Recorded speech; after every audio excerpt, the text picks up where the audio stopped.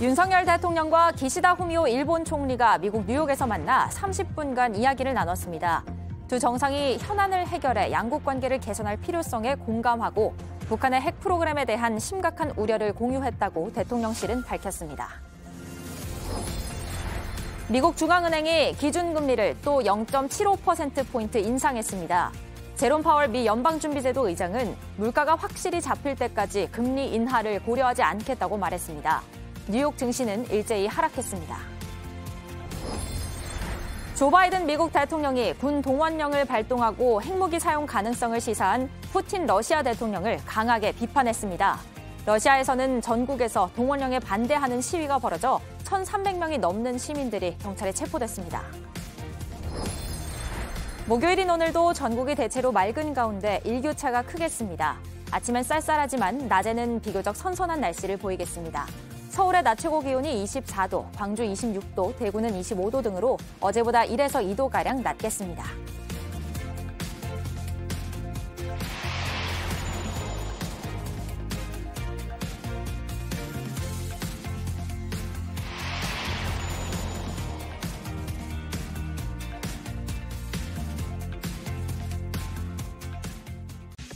시청자 여러분 안녕하세요. 설레는 하루를 만드는 습관 아침엔입니다. 2년 9개월 만에 한일 정상회담이 열렸습니다. 관련 소식 비롯해서 오늘도 다양한 소식들 만나볼 텐데요. 이주찬 기자, 아침엔월드에선 어떤 소식들 오늘 짚어보게 될까요? 네, 푸틴 러시아 대통령이 모든 수단을 언급하면서 핵무기 사용 가능성을 시사했습니다. 바이든 미국 대통령은 북한 핵무기 개발과 관련해 맹비난했는데요. 그 배경과 전망에 대해 아침엔월드에서 자세히 짚어드립니다. 네, 이도성 기자, 오늘 아침엔에선 어떤 소식들이 기다리고 있나요? 네, 내 집 마련하기 힘든 요즘 일단 전세로 2년 살아보고 집을 살지 말지 결정하라던 한 건설사. 이를 믿었던 사람들이 계약금을 뗄 위기에 놓였다고 합니다. 짓던 아파트는 공사를 멈췄고 피해 규모는 40억 원에 달합니다. 저희 JTBC가 취재한 이 내용은 잠시 후에 전해드리겠습니다. 네, 그리고 미국이 기준금리를 0.75%포인트 인상하는 자이언트 스텝을 또 한 번 단행했습니다. 우리 경제에 어떤 파장이 일지 오늘 아침엔 라이프에서 정철진 경제평론가와 진단해 보겠습니다. 9월 22일 목요일 아침엔 시작합니다.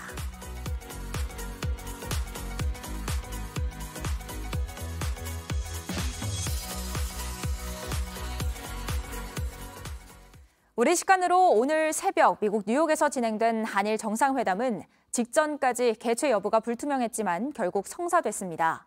한일 정상이 2년 9개월여 만에 단독으로 마주 앉아 30분간의 짧은 만남을 가졌습니다. 대통령실은 한일 간 여러 갈등이 있음에도 두 정상이 만나 해결을 위한 첫걸음을 뗐다고 의미를 부여했습니다. 미국 뉴욕에서 김태영 기자입니다. 유엔 총회 참석을 위해 미국 뉴욕을 방문 중인 윤석열 대통령은 현지 시간으로 21일 오후 기시다 후미오 일본 총리와 30분간 약식 회담을 가졌습니다. 윤 대통령 취임 이후 첫 번째 한일 정상회담이자 2년 9개월 만에 한일 정상 간의 만남이 이루어진 겁니다. 기시다 총리가 참석하는 포괄적 핵실험 금지 조약의 친구들 행사장에 윤 대통령이 찾아가면서 회담이 성사됐습니다. 대통령실은 두 정상은 자유민주주의와 인권, 법치 등 상호 공유하고 있는 보편적인 가치를 지켜나가기 위해 국제사회와 연대해 나가자는 데 공감하고 협력하기로 했다고 밝혔습니다. 특히 북핵 위기에 대한 심각한 우려를 공유하고 국제사회와 긴밀히 협력해 대응하기로 의견을 모았다고 대통령실은 설명했습니다. 강제징용 배상 논란 등 핵심 현안에 대한 논의 여부에 대해선 공개하지 않았습니다. 다만 현안을 해결해 양국 관계를 개선할 필요성에 공감하고 정상 간 소통을 계속해 나가는 등 대화의 속도를 높여가기로 합의했습니다. 대통령실 관계자는 한일 간에 여러 갈등이 존재함에도 두 정상이 만나 해결을 위한 첫 걸음을 뗐다는데 큰 의미가 있다고 설명했습니다. 윤 대통령은 올라프 숄츠 독일 총리와도 첫 정상회담을 가졌습니다. 우여곡절 끝에 한일 정상회담을 마친 윤 대통령은 이곳 시간으로 내일 미국 순방 일정을 마무리하고 캐나다 토론토로 이동합니다. 미국 뉴욕에서 JTBC 김태영입니다. 미국 중앙은행 연방준비제도가 기준금리를 또 0.75%포인트 인상했습니다. 가파른 금리 인상에도 인플레이션이 좀처럼 누그러들지 않자 이례적으로 3차례 연속 이른바 자이언트 스텝에 나선 건데요. 연준의 발표에 뉴욕 증시도 일제히 하락했습니다. 홍희정 특파원입니다. 이틀에 걸친 연방공개시장위원회 FOMC 정례회의 결과는 경제 전문가들 예상대로였습니다. 지난 6월과 7월에 이어 3차례 연속 0.75%포인트씩 올라 이제 미국 금리는 3에서 3.25%가 됐습니다. 2008년 1월 이후 14년여 만에 가장 높은 수준입니다. Price stability is the responsibility of the Federal Reserve and serves as the bedrock of our economy. Without price stability, the economy does not work for anyone. 지난 8월 소비자 물가가 실제 전망보다 심각한 수준이란 평가가 나온 데다 노동시장이 여전히 괜찮다고 판단된 것이 이번 연준의 결단 배경으로 꼽혔습니다. 파월은 연준의 금리 인상이 이번이 끝이 아닐 것이라는 입장도 분명히 있습니다. 인플레이션을 확실히 잡을 때까지는 높은 수준의 금리를 계속 유지하겠다는 겁니다. Our overarching focus is using our tools to bring inflation back down to our 2% goal. We will keep at it until we're confident the job is done. 금리 인상 전망을 보여주는 점도표에서 올해 말 금리 전망치는 4.4%, 내년 말엔 4.6%까지 오를 것으로 전망됐습니다. The pace of those increases will continue to depend on the incoming data and the evolving outlook for the economy. 연준의 발표에 따라 미국 증시는 또다시 주저앉았습니다. 다우존스는 전날보다 1.7% 떨어졌고 나스닥 지수는 1.8% 하락하며 장을 마감했습니다. 로스앤젤레스에서 JTBC 홍희정입니다. 조 바이든 미국 대통령이 블라디미르 푸틴 러시아 대통령을 겨냥해 국제사회를 상대로 핵 위협을 가하고 있다며 강력하게 비난했습니다. 우크라이나를 침공한 푸틴 러시아 대통령이 예비군 30만 명 동원령까지 발표하자 나온 말인데요. 서방 국가들의 비판이 잇따랐지만 푸틴 대통령은 공갈과 협박에 굴하지 않을 거라며 국익을 포기하는 실수는 하지 않겠다고 했습니다. 이재승 기자의 보도입니다. 러시아에 대한 조 바이든 미국 대통령의 성토는 유엔 총회장에서 이뤄졌습니다. President Putin has made overt nuclear threats against Europe and a reckless disregard for the responsibilities of the non-proliferation regime. 그러면서 유엔 상임이사국인 러시아가 오히려 유엔의 정신을 중대하게 훼손했다고 지적했습니다. A permanent member of the United Nations Security Council invaded its neighbor, attempted to erase the sovereign state from the map. Russia has shamelessly violated the core tenets of the United Nations Charter. 앞서 푸틴 러시아 대통령은 오히려 서방이 러시아에 핵 위협을 가하고 있다며 전격적으로 동원령을 발표했습니다. 예비군으로 소집되는 병력이 무려 30만 명 규모입니다. В своей агрессивной антироссийской политике Запад перешел всякую грань. Указ о частичной мобилизации подписан. Для защиты России и нашего народа мы, безусловно, используем все имеющиеся в нашем распоряжении средства. Это не блеф. 러시아도 다양한 파괴 수단을 갖고 있다며 허세가 아니라는 점도 강조했습니다. А те, кто пытаются шантажировать нас ядерным оружием, должны знать, что роза ветров может развернуться и в их сторону. 이에 대해 유럽연합은 푸틴 대통령이 아주 위험한 핵 도박을 하고 있다고 규탄했습니다. 프란치스코 교황도 러시아의 핵무기 사용 경고를 미친 짓이라고 비난했습니다. 푸틴 대통령은 현지 시간으로 21일 열린 러시아 건국 1160주년 기념 콘서트에서 공갈과 협박에 굴하지 않겠다며 결코 국익을 포기하는 실수는 하지 않을 것이라고 재차 강조했습니다. JTBC 이재승입니다. 한편 푸틴 대통령의 갑작스런 동원령에 러시아는 잠 못 드는 밤을 보냈습니다. 러시아 전국 38개 도시에선 동원령 반대 시위가 이어졌고 나라 밖으로 탈출하려는 사람들이 몰리면서 항공편이 매진되기도 했습니다.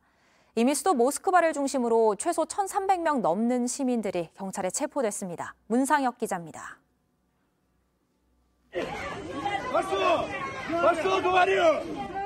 양팔과 두 다리가 모두 잡힌 채 끌려갑니다. 다른 시민이 같은 구호를 외치자 러시아 경찰들이 달려듭니다.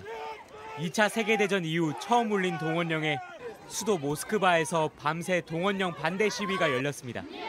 여기서 최소 50명이 경찰에 잡혀간 걸로 외신은 내다봤는데 시위는 러시아 전국 곳곳으로 퍼지고 있습니다.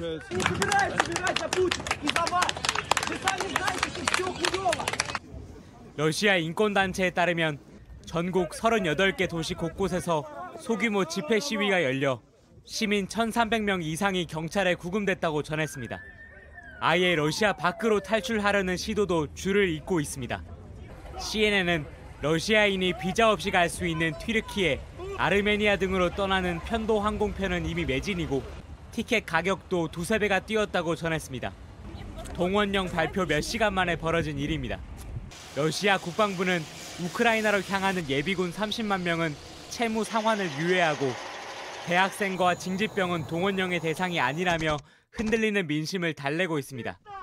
하지만 러시아 하원은 푸틴 대통령이 동원령을 발표하기 전 탈영과 도피 등으로 병역을 피하면 최대 징역 15년을 선고할 수 있는 병역법 개정안을 통과시켰습니다.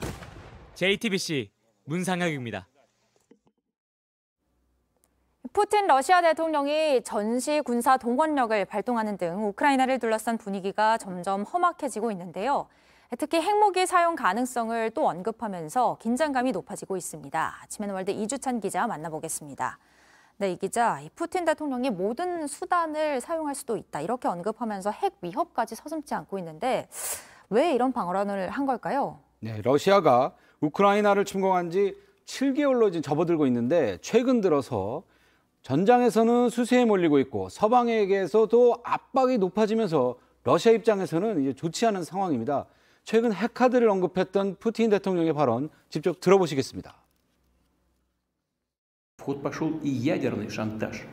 Речь идет не только о поощряемых Западом обстрелах Запорожской атомной электростанции, что грозит атомной катастрофой, но и о высказываниях некоторых высокопоставленных представителей ведущих государств. 자신들이 위협을 받는 것에 대해 핵을 사용할 수 있다는 취지로 이제 말을 한 건데요. 앞서 이제 푸틴 대통령이 러시아가 점령한 4개 지역의 주민투표 계획을 발표했습니다.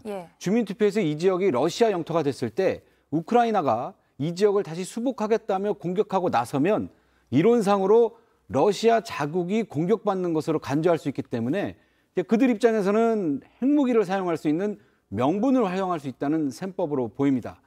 또 앞서 말씀드렸다시피 러시아군이 처한 상황이 정말 이제 수세에 몰렸거든요. 러시아는 동원령을 발동하면서 지금까지 전사자가 5,400여 명이라고 밝혔는데 미 국방부는 약 7만에서 8만 명의 러시아 군인이 숨지거나 부상한 것으로 파악하고 있습니다. 로이터 통신은 러시아가 유죄 판결을 받은 흉악범 1,500명을 모집하고 있다고 보도했는데 그만큼 병력 손실이 많은 것 아니냐 이렇게 분석하고 있습니다. 그러니까 좀 더 앞을 내다보고 지금 여러 가지 상황 속에서 이러한 동원령까지 발동을 한 것 같은데요. 우크라이나군의 반격도 최근 아주 거세지고 있죠. 저희도 아침엔 월드에서 영토 수복에 겁침이 없다고 소개를 해드렸었잖아요. 네. 최근에 우크라이나 군이 서울 면적 10배에 해당하는 영토를 단 이틀 만에 수복했다는 소식 전해드렸었는데요. 최근 우크라이나 군의 기세가 거침이 없는 데다가 현재로서는 휴전 협정에 나설 뜻이 없음을 분명히 했고 게다가 2014년 러시아에 합병된 크림 반도까지 탈환하겠다 이렇게 공언하면서 러시아로서는 배수진을 칠 수밖에 없는 상황이라고 볼 수 있습니다. 또 미국과 영국 등 서방 국가는 물론이고 튀르키예 등 많은 나라들이 우크라이나를 지원하고 나선 것도 그 배경이 될 수 있다는 분석입니다. 예. 러시아와 중국의 긴밀감은 또 한편에서 높아지고 있는 상황인데요. 바이든 대통령이 중국에 대해서는 어떻게 얘기했나요? 예, 바이든 대통령은 중국의 핵무기와 관련해서는 전례가 없는 규모의 핵무기를 불투명한 방식으로 비축하고 있어 우려스럽다 이렇게 지적했습니다. 유엔 총회 기조연설에서 한 발언인데요. 예, 그러면서도 하나의 중국 원칙은 여전히 존중한다 이렇게 밝혔습니다. 이 역시 들어보시겠습니다. We do not seek conflict. We do not seek a Cold War. We do not ask any nation to choose between the United States or any other partner. 네, 이 바이든 대통령이 최근 중국이 대만을 침공할 경우 미국이 개입해 방어할 것이라고 밝혀서 이제 파장이 일은 바가 있습니다. 이를 의식해서 긴장도를 낮추려고 한 발언으로 이제 보이는데요. 네. 러시아와의 긴장은 높아지고 있죠. 근데 이제 중국이 러시아 쪽으로 확 기우는 것을 경계하고 있는 것으로 이제 보입니다. 네, 그렇군요. 또 유엔 총회 연설에서는 북한 핵무기에 대해서도 비난하는 목소리가 나왔다고요. 네, 역시 유엔 총회에서 나온 발언인데요. 이 역시 들어보시겠습니다. Despite our efforts to begin serious and sustained diplomacy, the Democratic People's Republic of Korea continues to blatantly violate UN sanctions. 이 같은 발언은 북한의 탄도미사일 발사, 7차 핵실험 준비 움직임 등을 지적한 것입니다. 그러면서 세계에서 무슨 일이 일어나도 모든 국가가 외교를 통해 핵 비확산 체제를 강화하는 데 전념할 것을 촉구한다. 이렇게 밝혔습니다. 네, 오늘 아침 앤 월드 여기까지 듣겠습니다. 지금까지 이주찬 기자였습니다. 이런 가운데 북한 국방성이 우크라이나 전쟁과 관련해 러시아에 무기나 탄약을 수출한 적이 없고 앞으로도 그럴 계획이 없다고 주장했습니다. 북한 국방성 장비총국 부총국장은 오늘 조선중앙통신에 공개한 담화에서 최근 미국을 비롯한 적대 세력들이 러시아와의 무기 거래설을 내돌리면서 유엔 안보리 결의 위반에 대해 떠들고 있다고 반발했습니다. 앞서 미국은 지난 6일 러시아가 우크라이나 전쟁에 사용하기 위해 북한으로부터 포탄과 로켓 등 탄약 수백만 발을 구매하는 것을 추진하고 있다고 밝힌 바 있습니다. 최근 집값이 계속 떨어지자 정부가 수도권과 세종시를 뺀 전국 대부분 지역의 부동산 규제를 완화하기로 했습니다.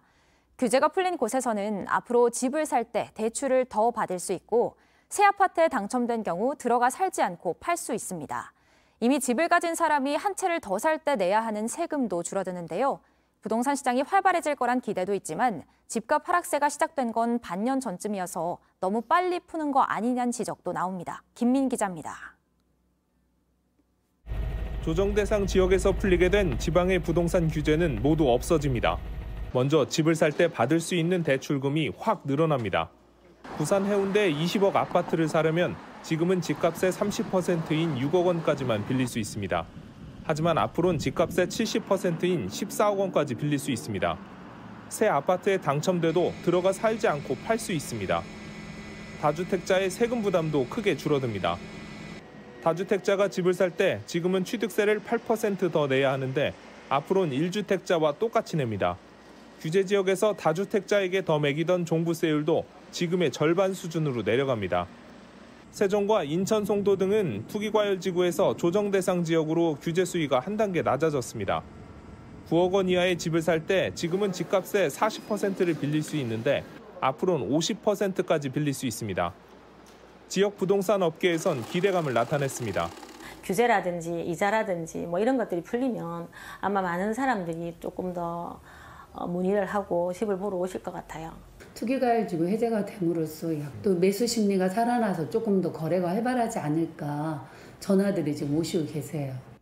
정부는 이번 조치로 집값이 반등하진 않을 거라고 보면서도 불안 조짐이 보이면 규제 카드를 다시 꺼낼 수 있다는 입장입니다.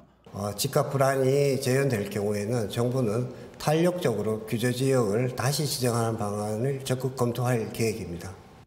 규제 지역 해제와 완화 조치는 다음 주 월요일부터 적용됩니다. JTBC 김민희입니다. 영무원을 숨지게 한 피의자 전주환이 보복살인 혐의로 검찰에 넘겨졌습니다. 피해자와의 재판 중에 원망을 품었다고 진술한 걸로 알려졌고 경찰은 계획범죄로 볼 만한 정황이 있었다고 판단했습니다. 전 씨는 이달 들어 5차례나 피해자가 살던 곳에 찾아갔고 매번 위생모자와 장갑을 들고 간 걸로도 조사됐습니다. 이가람 기자입니다. 경찰은 신당역 영무원을 살해한 전주환이 범행을 은폐할 준비도 했다고 보고 있습니다. 현장에 증거를 남기지 않기 위해 머리에 쓸 샤워캡과 장갑을 준비한 데다 미리 현금을 빼놓으려 했던 점 때문입니다. 하지만 전주환은 경찰의 판단을 부인했습니다. 범행을 도주하려고 하신 건 아닌가요? 네, 아닙니다. 돈은 왜 뽑으려고 하셨나요? 부모님 드리려고 했습니다. 오히려 피해자를 살해한 뒤 다음 날 예정이던 스토킹 혐의 등에 대한 1차 고소 사건의 선고 재판에 나오려 했다고 주장했습니다. 재판 출석하려고 하셨던 거 맞으세요? 그건 맞습니다. 이 사건에서 검찰은 징역 9년을 구형했습니다. 법원이 유죄 판단을 하면 실형 선고와 함께 법정에서 바로 구속될 가능성이 있던 겁니다. 이를 두고 전주환이 자신의 존재를 드러내지 않고 피해자를 살해한 뒤 교도소에서 수사를 피하려 했던 것 아니냐는 분석이 나옵니다. 특히 전주환이 피해자를 노린 게 범행 당일 한 번이 아니었던 걸로 조사됐습니다. 이달 5일과 9일, 13일, 그리고 범행 당일인 14일에 2번, 총 5차례나 피해자가 살던 곳을 찾아갔습니다. 매번 위생캡과 장갑을 가방에 챙겼는데 경찰 관계자는 피해자를 만나면 해칠 목적이 있었던 것으로 판단한다고 밝혔습니다. 여기에 자신의 위치 정보를 추적할 수 없도록 GPS 교란 앱도 깔았던 점 등을 토대로 경찰은 계획 범죄로 판단했습니다. JTBC 이가람입니다. 대학교에서 예배 수업을 듣도록 강요하는 건 종교의 자유를 침해한다는 판단이 몇 차례 나왔지만 아직 크게 달라진 건 없습니다. 경기도의 한 대학교에선 강의를 하던 목사가 학생들의 반발을 사기도 했습니다. 이한주 기자가 취재했습니다. 수도권 한 대학에서 있었던 채플 강의입니다. 강사로 초빙된 목사가 입을 뗍니다. 남자교회 시 그리고 생명 이런 의미가 담겨 있어요. 그 여자는 뭐냐면 여자, 그다음에 자궁, 아래 이런 말이 있어요. 생명을 잉태하려면 여성은 남자의 씨를 받아야 한다고도 했습니다. 이거는 인치입니다. 그래서 반드시 뭘 받아야 돼요? 남자의 씨, 생명을 받아야 돼요. 이 학교의 채플 수업은 필수 이수 과목입니다. 종교와 상관없이 졸업을 하려면 누구나 반드시 들어야 하는 겁니다. 당시 채플 수업에서도 100여 명이 넘는 학생들이 자리를 지켰습니다.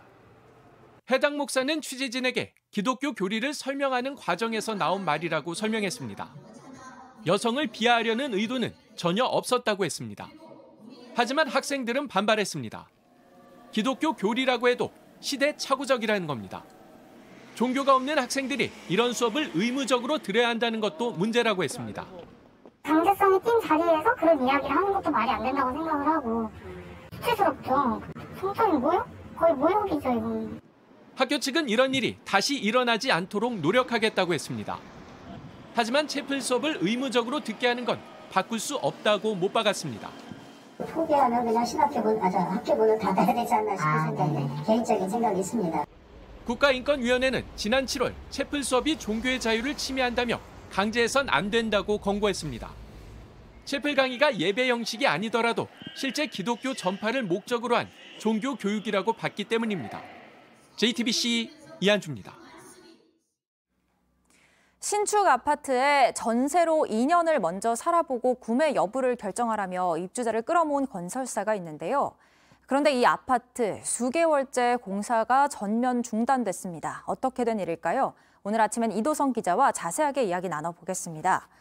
이도성 기자, 그러니까 입주자들이 계약금으로만 모두 40억 원을 냈는데 반년째 입주도 하지 못하고 돈을 돌려받을 수 있을지 없을지도 모르는 상황이라고요? 네, 저도 최근에 이사를 했는데요. 제 주변도 그렇고 요즘에 참 집 구하는 게 일입니다. 저희 JTBC가 취재해 보도한 내용인데 신축 아파트 전세 계약을 했다가 피해를 봤다고 합니다. 전세로 일단 살아보고 내 집 마련에 할지 정하라는 홍보 문구에 130세대가 전세 계약을 했습니다. 입주는 지난 3월 예정이었는데 아직 아파트가 다 지어지지도 않았습니다. 공사도 지난 7월 이후 멈춰서 언제 다시 시작할지 모른다고 하는데요. 피해자 이야기 들어보시죠. 그냥 밤마다 잠을 설쳐요. 3시간도 못 자고 나갈 때도 있고. 네, 그런데 저희 취재진이 건설사 대표를 둘러싼 이상한 정황을 확인했습니다. 대표 남모 씨가 인천 일대에 전세를 낀 빌라와 오피스텔 2,700여 채를 사들였던 건데요. 그런데 대출금리 요즘 많이 뛰었죠. 집도 안 팔리고 이자도 못 갚는 상황에서 전세금을 돌려주지 못하는 깡통 전세가 줄줄이 나왔다고 합니다. 그래서 피해자들이 낸 계약금이 이 깡통 전세 대출 이자를 막는 데 쓰인 게 아닌가 이런 의심을 해볼 수 있는데요. 남 씨는 계약금을 어떻게 했는지 밝히지는 않고 법률 대리인을 통해 원가 상승으로 공사가 지연됐다. 마무리 공사를 곧 진행할 것이라는 입장만 내놨다고 합니다. 공사가 전면 중단된 상황에서 밤에 잠을 쉽게 자지 못하실 정도로 불편하신 것 같은데 참 안타까운 상황입니다. 어제 새벽 인천의 한 아파트 지하 주차장에서는 갑자기 승용차에서 불길이 일어나서 피해가 발생했다고요. 네, 어제 새벽 자정이 조금 넘어서 일어난 일인데요. 은색 BMW 승용차에서 불이 붙었습니다. 저희 JTBC가 당시 영상을 확보했는데요. 보면서 설명 다시 해드리겠습니다. 영상을 보시면은 먼저 차 앞부분에서 하얗게 연기가 피어오르기 시작합니다. 그리고 검게 색깔이 바뀌더니 아래쪽부터 불꽃도 점점 일어났는데요. 이 불길이 거세져 천장과 주변 차량까지 옮겨 붙었습니다. 늦은 시간이라 다행히 인명피해는 없었지만 20여 분 만에 차량 4대를 태우고 나서야 꺼졌습니다. 전기선도 좀 타고 일부 통신선도 좀 타고 그래가지고 그건 지금 복구 중이고요. 분진이 내려와서 이제 세차를 해야 될 게 좀 많이 발생될 것 같아요. 최근 잇따른 화재 사고로 논란이 됐던 바로 그 차종인데요. 해당 차량은 최근 엔진 수리를 받은 걸로 알려졌습니다. 경찰과 소방당국이 정확한 화재 원인을 조사하고 있습니다. 네. 그리고 마지막으로 미등록 외국인들에게 위조한 차량 번호판을 판매한 일당이 붙잡혔다고요. 네, 위조한 번호판 왜 썼을까요? 아주 나쁜 데 쓰기 위해서였습니다. 범죄에 사용됐다고 하는데요. 이 해외에서 만들어 국제 택배로 반입한 뒤 소셜미디어 등을 통해 팔았다고 합니다. 언뜻 봐서는 구별하기 어려울 정도로 정교하게 만들어진 번호판이었는데요. 앞뒤 한 쌍을 45만 원씩에 팔았다고 합니다. 충북경찰청 마약범죄수사대가 지난 6월 외국인 마약 유통 조직을 검거하는 과정에서 위조 번호판이 사용된 정황을 포착했습니다. 추가 수사를 벌인 끝에 위조 번호판을 판 일당 3명을 붙잡았는데요. 모두 미등록 외국인이었습니다. 지난해 7월부터 100여 개를 팔아 5천만 원을 벌어들인 것으로 파악됐습니다. 이들에게 번호판을 산 미등록 외국인 21명도 입건했습니다. 테이프를 붙이거나 검정색 테이프 코팅지를 붙이거나 페인트를 칠하는 방법으로 그 2가지 방법으로 위조한 것으로 확인되고 경찰은 가짜 번호판 사진을 확보해 전국에 수배를 내리고 범행에 가담한 또 다른 2명에 대해서도 추적하고 있습니다. 네, 알겠습니다. 오늘 아침엔 이도성 기자였습니다.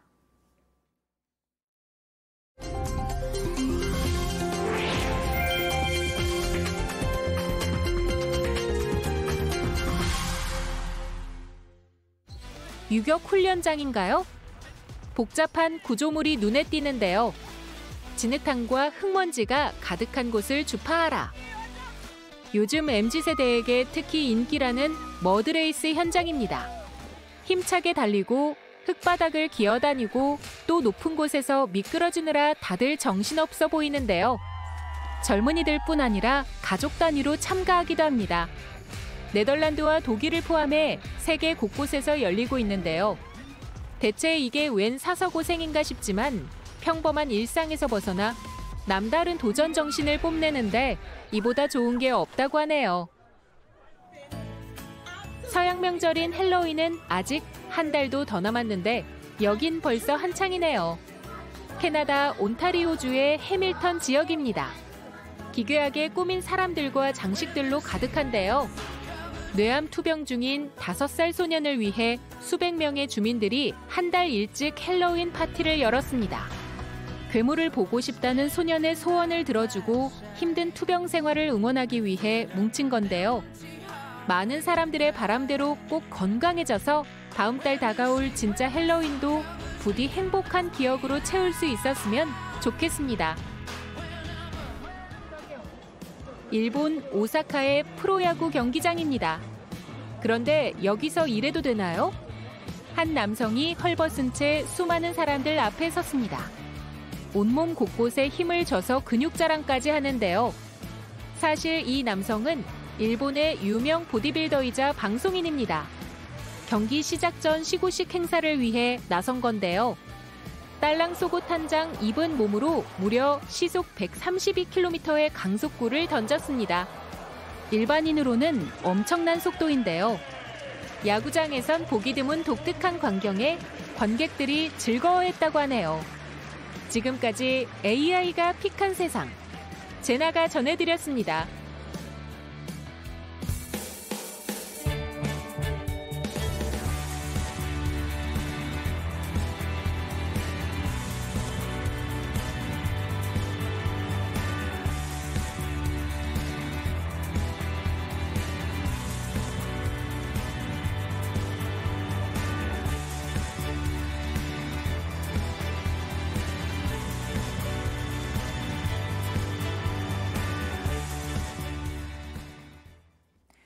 미국이 기준금리를 또 0.75%포인트 인상했습니다. 이례적으로 3번 연속 자이언트 스텝을 밟으면서 미국 금리는 2008년 1월 이후 14년 만에 가장 높은 수준이 됐습니다.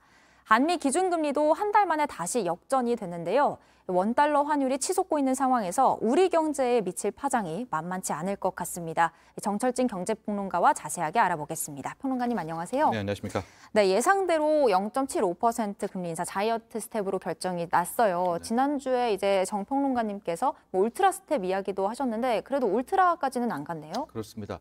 바로 지난주 화요일이었었죠. 미국의 8월 소비자 물가 상승률이 예상보다 높았습니다. 그러니까 안 잡히는, 물가가 안 잡힌다는 것을 확인을 하면서 이제 당시에 주가는 급락을 했었고 그때 시장에서 나온 의견이 이래서는 안 된다. 한 번에 1%포인트를 올려야 되는 것 아니냐 이런 주장도 나왔었습니다만 그래도 일단 연준은 1%포인트가 아닌 0.75%포인트 자이언트 스텝을 밟았습니다. 그런데 이것도 상당한 것이요. 미국 연준 역사상 3번 연속 0.75%포인트 금리 인상을 한 적은 처음입니다. 이렇게 돼서 미국의 기준금리는 3에서 3.25, 상단선이 3.25%로 올라갔고요. 예. 특히 조금 이따 또 설명을 하겠지만은 이게 끝이 아니다.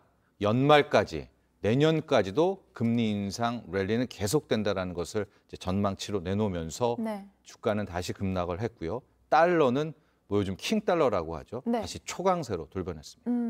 방금 이 영향으로 주가가 뭐 하락했다는 이야기도 하셨지만 일단 미국 주식시장이 이 결과가 발표된 이후에 뭐 하락을 했다가 다시 상승을 하더니 이제 하락 마감을 했어요. 네. 근데 그렇게 변동성이 컸던 이유는 뭔가요? 아마 그 발표 시각이 우리 시각으로 새벽 3시 반에서 4시 반 사이였었는데요. 이제 제롬 파월 연준의장의 쭉 코멘트들이 나왔을 때 처음 시장은 좀 희망을 바라보잖아요. 근데 그런 멘트 중에 하나가 뭐 어느 시점에서는 물가가 잡히는 어느 시점에서는 금리 인상 속도를 늦출 수도 있다라는 이제 요 한 대목에 이제 갑자기 시장이 훅 급락했다가 다시 훅 급등했다가 그러나 전반적인 기조를 보니까 이것은 뭐 시장을 살리기 위해서 연준이 뭐 따뜻한 모습을 보인다가 아니었었습니다. 예. 전반적으로 제롬 파월 연준장의 연설을 보면 지난 8월 잭슨홀 미팅에 있었던 때와 마찬가지로 굉장히 강경했거든요. 즉 현재 미국의 물가 타겟팅은 2%입니다. 네. 8%대를 2%까지 낮추겠다는 거죠. 그때까지는 금리 인상을 계속 밀어붙이겠다는 것을 다시 한번 명확히 하면서 아 시장도 이제 더 이상 연준에 기댈 수는 없겠구나라는 예. 실망감이 터졌고 그때부터 뭐 매물들이 급락을 하게 됐고 달러 인덱스는 110일까지 치솟는 네. 아주 초강세로 마감을 했습니다. 아, 그렇군요.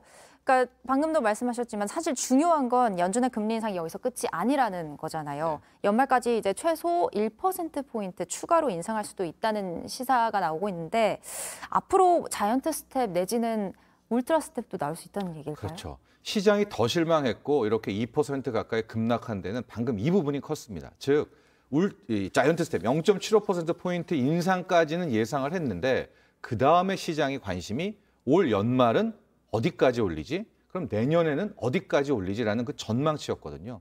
그것들을 미국 연준은 이제 연준 인사들이 점을 찍어서 점도표라고 하죠. 네. 시장에 알려주는데 일단 올 연말의 점도표는 거의 4.25에서 4.4까지가 찍혀져 있었고요. 네. 내년은 더 높습니다. 4.5, 4.6 이 정도가 찍혀 있기 때문에 결과적으로 앞으로 이 기준금리 인상의 랠리는 기본으로 4.25, 많으면 4.5, 그 이상까지 4.75까지도 올릴 수 있다라는 이제 그 정도로 감안할 수 있으면 지금 올렸는데 3.25잖아요. 네. 앞으로 갈 길이 안 올려도 1%포인트, 더 올리게 되면은 뭐 1.5, 1.75%포인트를 더 올려야 되니까 앞으로의 금리 인상 랠리는 자이언트 스텝도 혹여나 더 남아있다. 이런 것이 더 시장을 압박했습니다. 네, 그렇군요. 이제 한미 기준금리가 한 달 만에 다시 역전이 된 상황이에요. 이렇게 금리가 역전이 되면 이제는 어떤 일이 벌어질까요? 이번엔 너무 크죠. 그동안은 이제 한미 기준금리 역전이 됐다 하더라도 그 폭이 그렇게 크지 않았는데 이제 오늘로써 우리는 2.5, 미국은 3.25, 0.75가 벌어졌고요. 앞서 점도표를 얘기했지만 지금 연말까지는 계속해서 강력하게 올릴 것 아니겠습니까? 예. 그럼 자칫 1%포인트가 벌어질 수가 있습니다. 지금까지는 다행히도 주식시장에서 큰 외국인 자금들의 이탈은 보이지 않았지만 채권 시장에서는 이탈이 나오고 있거든요. 네. 그럼 주식까지도 외국인 자금 이탈을 한다. 이렇게 될 경우에는 이젠 더 이상 이렇게 금리 차를 바라볼 수가 없겠고 우리 한국은행도 지금 빠른 선택이 필요할 것 같습니다. 네, 아무래도 한국은행은 연말까지 0.25%포인트씩 점진적으로 올리겠다고 했었는데 지금 이런 상황에서 그렇게 되는 걸까요? 급수정할 가능성이 높다고 봅니다. 그렇죠. 왜냐하면 지금 9월에는 우리의 금통위는 없고요. 이제 10월에 당장 한국은행이 기준금리 결정을 해야 되는데 이렇게까지 강경한 미국 연준의 입장을 확인했기 때문에 우리가 베이비 스텝 0.25로 따라붙기에는 너무 속도가 느립니다. 그래서 아마도 한국은행이 10월에 0.5%포인트 인상을 하면서 우리도 일단은 3%대까지를 진입해 놓고 그다음에 미국의 선택을 바라보지 않을까. 게다가 또 우리 물가도 지금 잡히지 않고 있지 않습니까? 아마 이런 것들이 반영될 것 같습니다. 한국은행에서 어떻게 결정할지도 우리나라 국민으로서는 좀 지켜봐야 될 것 같고요. 당장 1,400선 턱 밑까지 간신히 버티고 있죠. 원달러 환율이. 근데 이게 또 걱정이에요. 이제 1,400원 금방 넘어가게 되는 걸까요? 오늘 깨질 수도 있을 것 같습니다. 이제 그동안에 어제, 그제 최근 한 3일 동안은 이제 외환 당국이 직접 개입을 했던 것 같아요. 누대입을 떠나서 거의 한 10억 달러 정도의 달러를 풀어서 일단은 연준 스탠스를 보기 위해서 1,400 밑으로 계속 눌러놨는데 연준 입장도 확인을 했고요. 지금 간밤에 달러 강세, 이 달러 인덱스도 거의 111이라는 뭐 초강세로 돌아섰거든요. 이렇게 되면 일단은 원달러 환율도 1,400은 이제 열어놓고 대응해야 되지 않나 이렇게 보고 있습니다. 네, 아무래도 이번에 기준금리 결정이 또 여러모로 많은 파장을 일으키게 될 것 같습니다. 지금까지 정철진 경제평론가였습니다. 고맙습니다.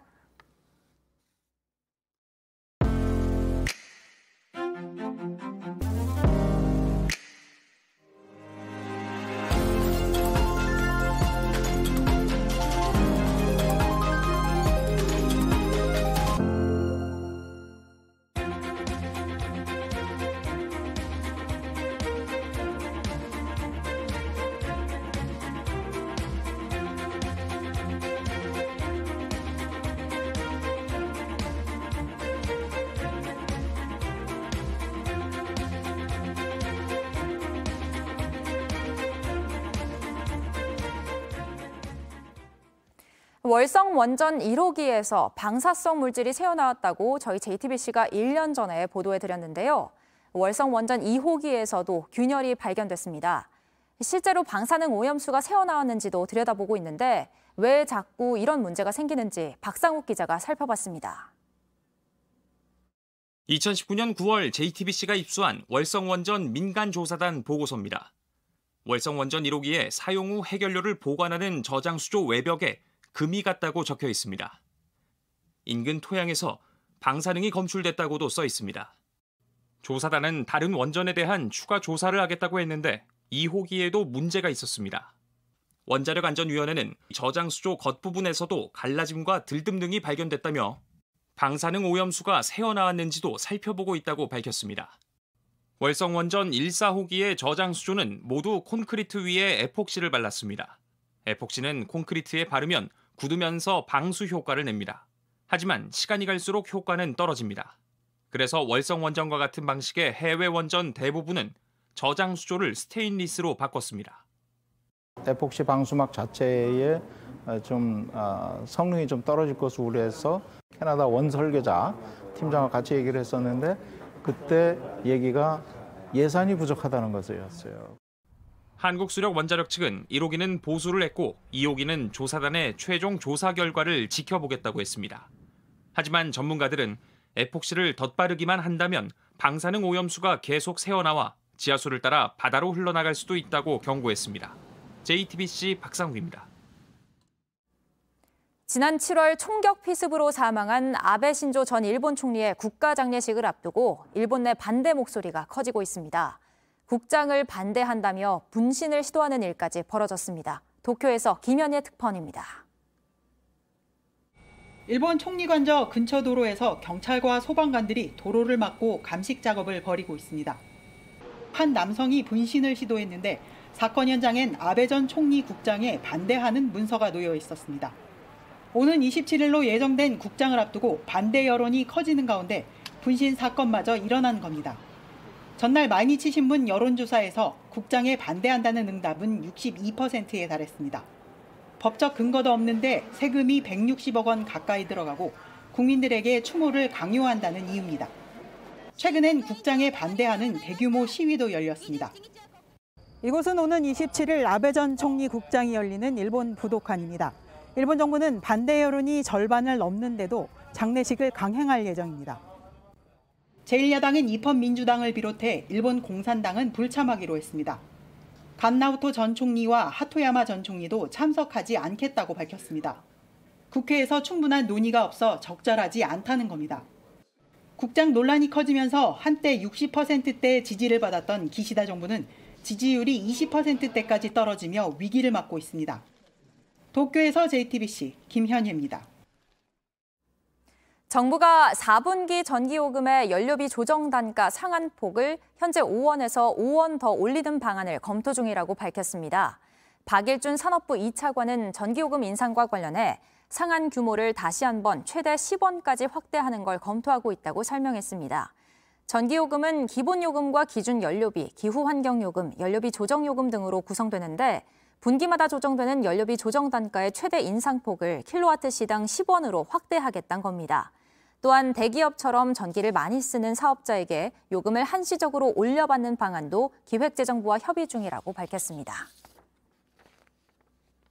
대한상공회의소가 올해 상반기 국내 기업들의 생산 비용이 지난해에 비해 8.7% 가까이 늘었다고 밝혔습니다.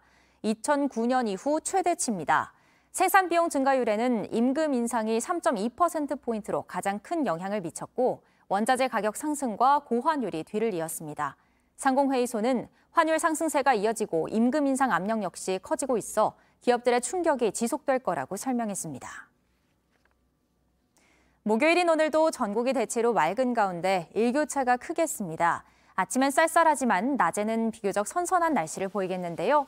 낮 최고 기온은 서울 24도, 광주 26도, 대구 25도 등으로 어제보다 1에서 2도 낮겠습니다. 절기상 추분인 내일은 아침부터 낮 사이 중서부 지방에 비가 조금 내리겠습니다. 저희가 준비한 소식들 여기까지입니다. 오늘도 함께해 주신 여러분 고맙습니다. 아침엔 JTBC.